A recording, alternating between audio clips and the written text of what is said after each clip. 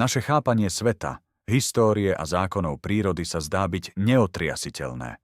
Veríme, že sme preskúmali každú epochu, každý veľký objav, každý krok evolúcie ľudstva.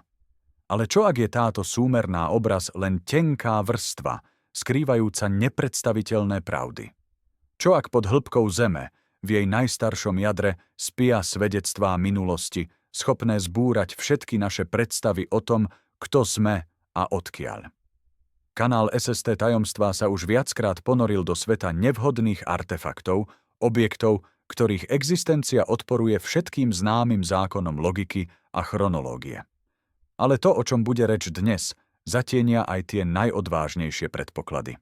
Tento príbeh vás prinúti pochybovať o samotnej realite, v ktorú sme si zvykli veriť. Tento príbeh začína nezvyčajným kontaktom, ktorý vrhol svetlo na niečo tak neuveriteľné, že je schopné prevrátiť všetky predstavy o minulosti. Pred viac ako rokom napísal nášmu kanálu človek, ktorý sa predstavil ako miestny obyvateľ vzdialenej dediny. Zaujímal sa, či nám je známa história o istej záhadnej náleze, okolo ktorej sa už mnoho desaťročí vznášajú fámy a legendy, prenášané z úst do úst medzi starými obyvateľmi.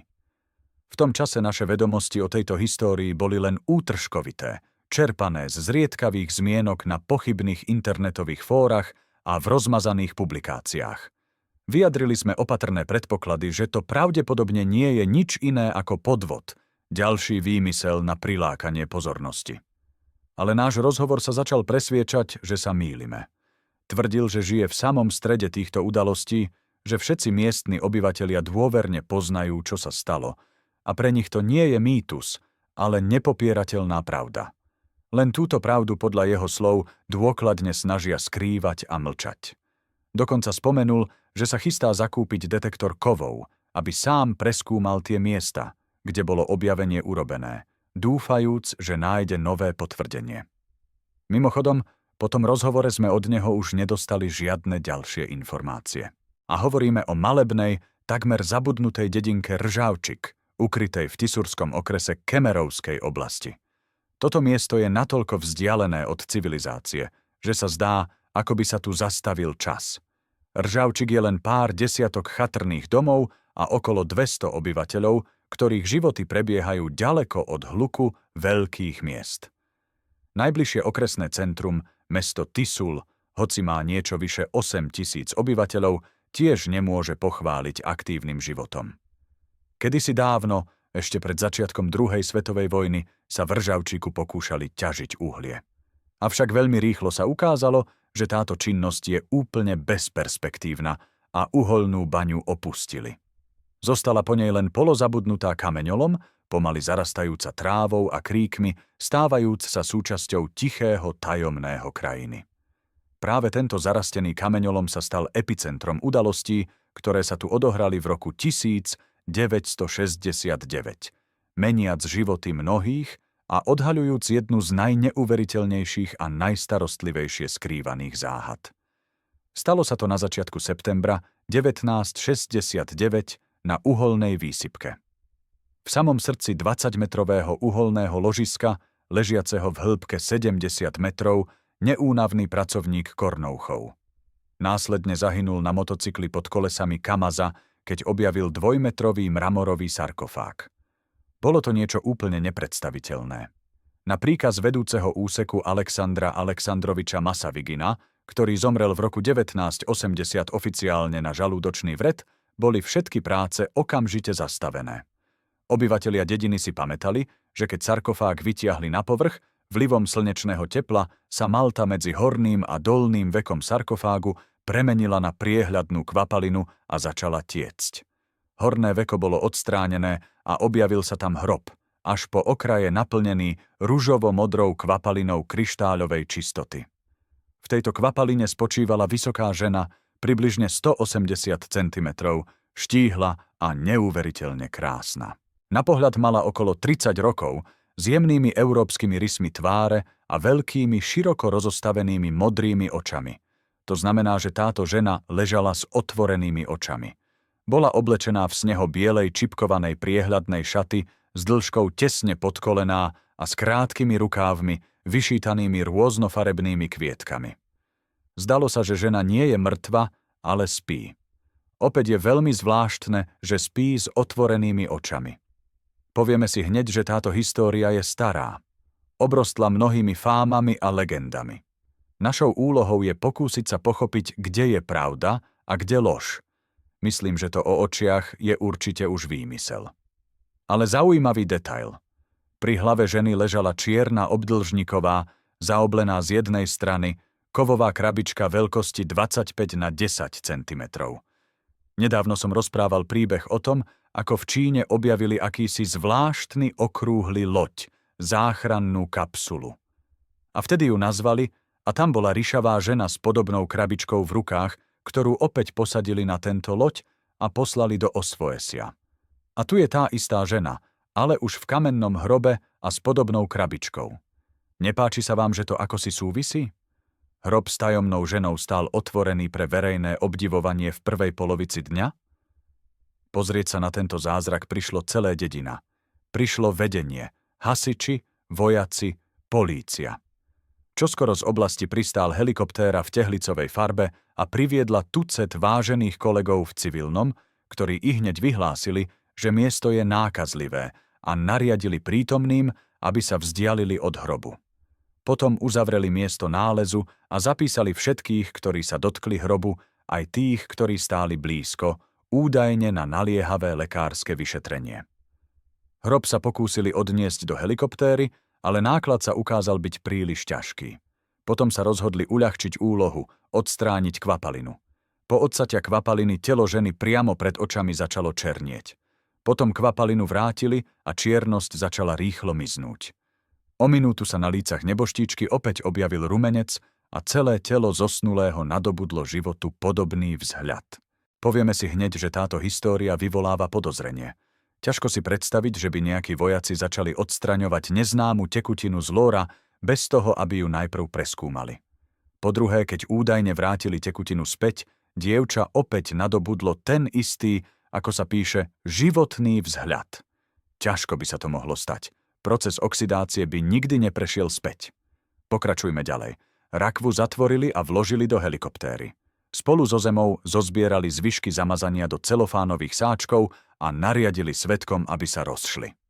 Potom helikoptéra vzlietla do výšok a zamierila na Novosibirsk.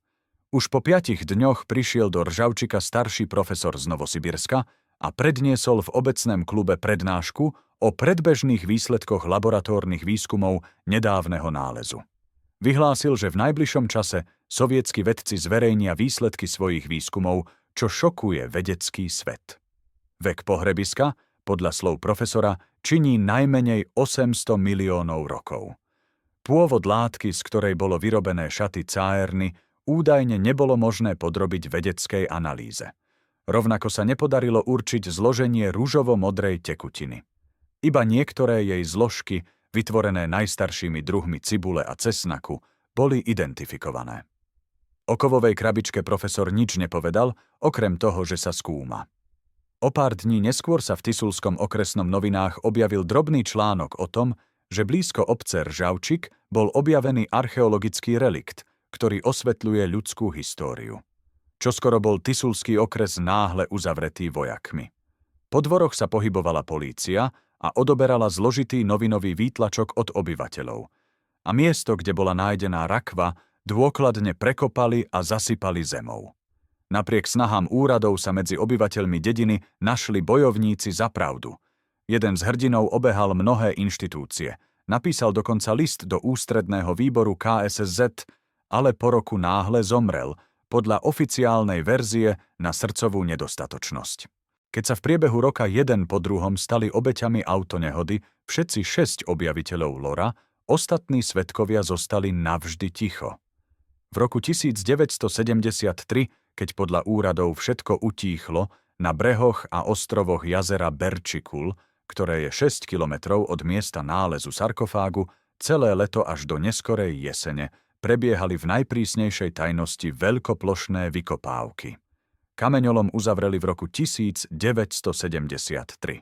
Teraz už je celý zarastený a premenil sa na obyčajný les. Na jednom z fór na internete sa objavila takáto správa od akéhosi Alexeja. V roku 1974 som sa učil v 4. ročníku na škole číslo 76 v meste Kemerovo. Nám, školákom, o tomto náleze rozprávala riaditeľka školy Golovanová Jekaterina Ivanovna. O genetickej expertíze veku nálezu si nepamätám informácie. Iba približný vek ženy, jej stav, oblečenie. Bola zalitá akousi tekutinou, nachádzala sa v kamennom boxe s viečkom. Čakali sme na podrobnejšie články v oblastných novinách, ale žiadne články sa nakoniec neobjavili. Podľa rozprávaní iných miestnych obyvateľov, keď vytiahli sarkofág, na veku v oblasti tváre pogrucha bola vložka z priehľadného materiálu, ktorý pripomínal sklo a nemal škrabance. Niektorí bádatelia porovnávajú legendu o tisulskej princeznej s rozprávkou Puškina o mŕtvej cárovne a 7 bohatieroch. Tam, za riekou Tichostruj, sa nachádza vysoká hora. V nej je hlboká nora. V tej nore sa smútiaci truhla hojda v kryštáľovom. Na reťaziach medzi stĺpmi nie sú vidieť žiadne stopy. V kruhu toho prázdneho miesta, v tej truhle, je tvoja nevesta. Opäť ako z čínskej kapsuly, Puškin uhádne aj prolorec v Kemerove. Ale opäť, to sú len moje predpoklady. Nezabúdajte si myslieť, že vám niečo vnucujem. Podľa slov bádateľov bol vek nálezu určený na 400 až 800 miliónov rokov, vychádzajúc z predstavy 60. rokov 20. storočia o čase, ktorý predchádzal formovaniu uhlíkových hornín na planéte. Chodia fámy, že tajomný tisulský nález z Novosibirsku sa presunul do Moskvy a potom do Japonska. Mimochodom, Japonci veľmi obľubujú podobné nálezy. Dávali obrovské sumy peňazí za telo kištimského trpaslíka, ale zdá sa, že sa nikto ani neozval. Ale na druhej strane, takéto obchody sa robia bez očí. Nevieme. Možno je aj u Japoncov, ale to som sa odklonil. A vôbec, Kemerovská oblasť patrí k starobilým regiónom našej planéty. Pri rieke Kia, ktorá preteká týmto regiónom, s jej bielokamenným plážom, sú minerálne pramene s Baribinskou zátokou a Kondovými. Zátoky sú zvyšky žírovo-lávového aparátu vulkánu divonského obdobia. Pri dedine Šestakovka boli nájdené pohrebiská dinosaurov a neďaleko od dediny Ržavčík boli objavené mohylové hroby a starobilé pohrebisko ľudí kamenného veku. Informácie o tomto náleze sa už v 70. rokoch objavili v väčšine sovietských vedecko-populárnych časopisov, ako je Technika mládeže, a v niektorých novinách, napríklad Komsomolská pravda. V súčasnosti pri dedine Ržavčík, na mieste nálezu toho sarkofágu, miestne úrady zriadili skládku obrovských rozmerov a takmer z celého regiónu tam vozia odpad. Na čo sa to robí, nám nie je jasné. Na tomto mieste sa naša história blíži ku koncu, ale záhady sveta sú nevyčerpateľné. Ak vás tento príbeh prinútil zamyslieť sa o hraniciach známeho a nahliadnuť za kulisy zvyčajnej reality, nezabudnite dať like tomuto videu. Vaša podpora nám pomáha pokračovať v hľadaní najneuveriteľnejších tajomstiev. A samozrejme prihláste sa na náš kanál, aby ste nezmeškali nové mrazivé príbehy a vyšetrovania. Podielte sa v komentároch, čo podľa vás skrývajú tieto starobilé rúry a toto tajomné koleso. Aké ďalšie tajomstvá, podľa vašich pocitov, skrýva naša planéta, čakajúc na svoj čas? S netrpezlivosťou očakávame vaše najneuveriteľnejšie predpoklady.